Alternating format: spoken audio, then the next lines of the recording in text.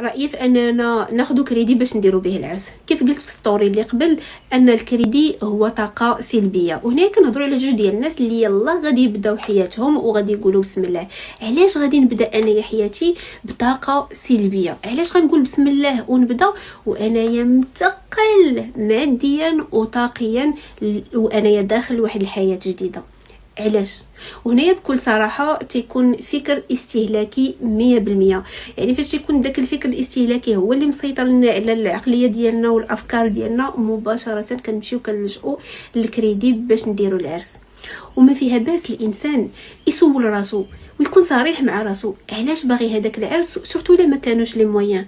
واش فعلا باش هو يفرح او لا غير باش ما يقولوش عليه الناس لا راه ما دارش العرس، او لا غير باش يرضي وحدين اخرين؟ ونرجع نقول ان ترضي ذاتك احسن بكثير من انك ترضي واحد اخر.